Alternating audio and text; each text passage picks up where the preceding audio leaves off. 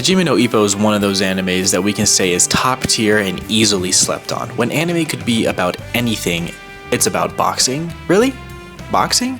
It could be about dragons, it could be about balls, it could be about Dragon Balls. If anime could be about anything, why should you care about an anime that's just about boxing?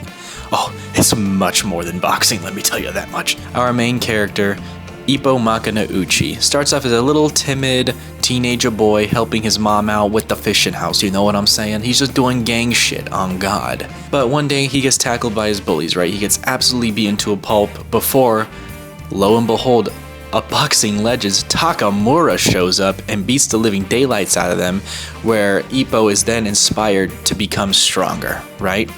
And the way he does that is through boxing. Boxing, as we know it, is a very high maintenance sport. It takes a lot of sacrifice in order to become the very best at it, right? But that's exactly what we see Ippo do.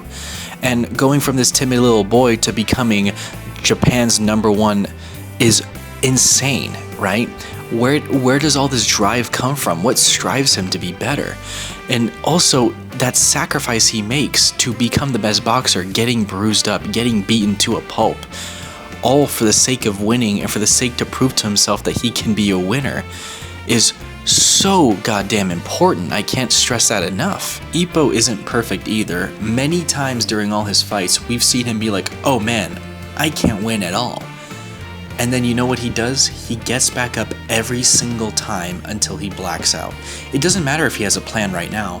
Every single time he stands up against the thing that's always putting him down. And I think that's so important because a lot of the times we may not have the answer to fight back currently what we are dealing with, but the fact that we're still standing says way more than the fact of having a plan, right? And eventually he does come up with a plan, right? Because he gives himself time, right? During those matches, it will just not a lot of time, I understand that. But during those matches, he will find a weak point eventually, right? He'll see the other person start to get worn down, just like how we can see our problems get worn down, right? We find solutions to things based on how hard we get hit. And that's why I think Ippo Makunouchi resembles this so perfectly, is because we see him get knocked down and every single time he gets back up. He is the actual embodiment of the indomitable human spirit.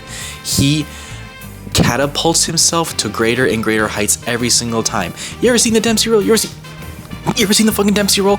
Huh? You didn't even see that. Did you see that? No. Like, it's so fucking crazy how this anime wants me to do better. What makes me think like, okay, if I'm ever in a fucking ruckus, right? What would Ippo do, right? He'd get the fuck up, right? So that's what I do. I get up. Now, I'm be real with you. I just finished watching this anime 2 months ago, right? I haven't even caught up to the other 2 seasons, read the manga, don't even know what's going on, right? But goddamn am I inspired, and you should be too. Thank you for watching. I have philosophy. I has philosophy. I love you, be safe, and I will see you next time. Goodbye.